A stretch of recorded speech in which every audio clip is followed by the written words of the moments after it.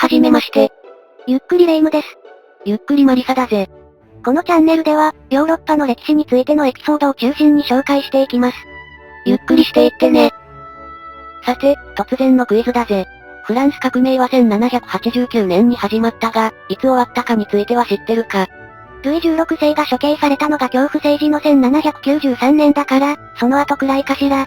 実はフランス革命がいつ終わったとするかは諸説あるんだが、1799年11月にナポレオンがクーデターにより実権を握り、執政政府を開始した時というのが一般的だぜ。それじゃ10年も続いたってこと？そうだぜ。この10年間には様々な出来事があったんだ。今回はそんなフランス革命の幕開けとして象徴的な出来事である、球技場の誓いについて解説していくぜ。お願いします。球技場の誓いは、1789年6月20日、エルサイユのルイ地区にあるポームの球技場に集まる平民議員が、憲法を制定するまでは解散しないと誓った出来事だ。テニスコートの誓い、とも呼ばれているぜ。聞き覚えがあるわ。これは英語でテニスコートウース、と呼ばれてるので、そこからの訳らしいぜ。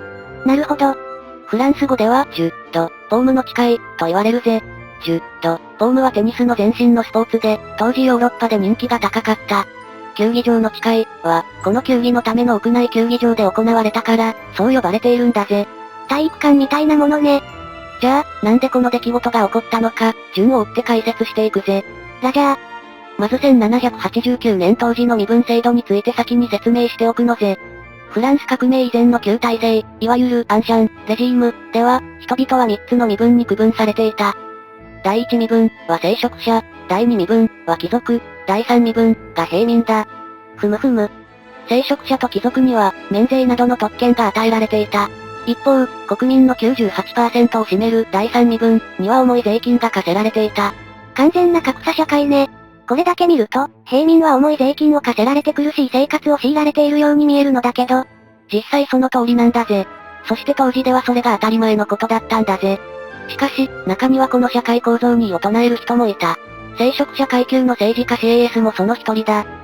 1798年1月、CAS は、第三身分とは何か、というパンフレットを交換し、法の下に平等である国民、という概念を広めた。この思想は、後の三部会で平民議員に、自分たちこそ国民の代弁者であるという自覚を促したのぜ。第三身分の人たちが下にいるんじゃなくて、平等であると言いたかったわけね。あれ、CAS は聖職者だから、第一身分の人じゃないの？なんで特権階級にいる人がそんな概念を広めたの？18世紀の思想潮流である啓蒙思想により、絶対王政への批判や、人間の平等という考えが広まった。知識人の中には人間の平等の思想に共感する者もいたのだぜ。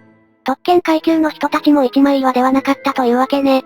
そんな中、財政危機の打開策を検討していたルイ16世は、3つの身分の代表からなる議会、すなわち三部会の開催を決定する。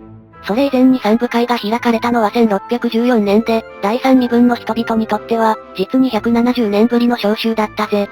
つまり、その170年の間、第三身分が政治に関わることはなかったけど、これによって、第三身分もめでたく政治に参加できるようになったのね。いや、そうとも言えないぜ。国王はこの時点では、三部会を、唯一の立法者である国王の、単なる諮問機関と考えていた。第三身分を招集したと言っても、彼らの意見を積極的に取り入れようとしたわけではなかったんだぜ。結局、決めるのは国王で、議会にはそれを認めて欲しかっただけということね。そう。三つの身分が集まると言っても、とてもじゃないが、平等な議会とは言えなかったんだぜ。1789年5月5日、ベルサイユで三部会の開会式が盛大に執り行われた。始まるとすぐ、採決方法をめぐって、第1、第2身分対第3身分で対立が起こった。数で勝っている第3身分の代表者は、身分ごとの協議ではなく、合同の審議と、一人一票の採決方法を主張した。この採決方法をめぐって、議会は膠着状態となったのぜ。身分別の決議では、第1身分と第2身分と合わせて2票、第3身分が1票で、2対1で第3身分に勝ち目はないものね。そうだぜ。そこで6月17日、第3身分の議員たちは自らの議会を国民議会と呼ぶと決定したんだ。彼らは、自分たちこそ国民の代表者の集まりであると自認し、他の貴族、聖職者の議員にもこの議会に参加するよう呼びかけた。実質的な反乱ね。この時点でルイ16世は、国王の承認なしに、いかなる決定も無効であるとし、国民議会を認めていなかったのぜ。国王としては、簡単に決定権を手放すわけにはいかないわよね。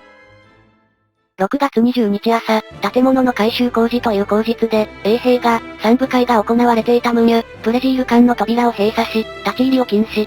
議会の解散と逮捕の危険を感じつつも、平民議員たちは審議の続行を決意した。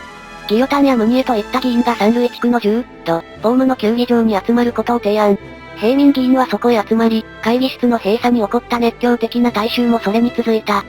パリの議員 VL が文章を書き、バイによって宣誓文が読み上げられた。これが球技場の誓いね。宣誓文はこんな感じだぜ。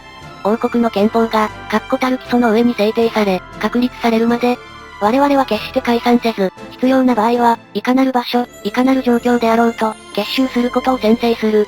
自分たちが憲法を作るという決意が表明されたのね。この宣誓にはただ一人を除いた全員が賛成した。満場一致じゃないの？多くの資料ではそうなっているが、反対者が一人いたんだぜ。そのただ一人って、反対と署名したのはマルタン同種。彼は、その理由を王の承認がない議決の実行など受け合えない、と述べた。第一度の絵には一人うなだれる彼の姿も描かれているんだ。議会は、自由の証として彼の署名を記録に残すことを決定したんだぜ。自由思想の高まりを感じるわね。国王は、平民議員によって発足した国民議会をすぐには承認しなかった。ところが、その後も次々と貴族議員や聖職者議員の一部が国民議会に加わった。6月27日、国王は抵抗を断念し、残った僧侶や貴族に、国民議会に加わるよう命令した。いよいよ国王も国民議会を認めたのね。その後、7月9日に、憲法制定国民議会の発足が宣言されたのぜ。このような革命の前奏曲とも言える局面を経て、いよいよフランス革命の勃発が目前になるのぜ。バスティーユへの秒読み開始。球技場の誓いの舞台となった建物は現存しており、一般に公開されているぜ。興味があれば訪ねてみるといいぜ。今はコロナで行けないけどね。球技場の誓いはフランス革命の重要なターニングポイントだ。何が重要なの？この出来事によって政治的権威が王室ではなく、国民と彼らの代表者に由来することが明らかになった。当時は国民主権の考えは浸透していなかったから、これは画期的なことなのぜ。そういうわけで、球技場の誓いは、フランス革命の始まりを示す象徴的な出来事とされているんだぜ。第三身分の決意が憲法制定議会の発足につながって、国民の意見が反映されることになったのね。でも、それなら、なぜこの後革命が起きたの？それについては次回以降の動画で解説する予定だぜ。わーい。今回は、フランス革命の発端の一つである球技場の誓いについて解説した。これからもヨーロッパを中心とした歴史のエピソードを紹介していきますので、高評価やチャンネル登録をお願いします。コメントも大歓迎です。それでは、次回の動画でお会いしましょう。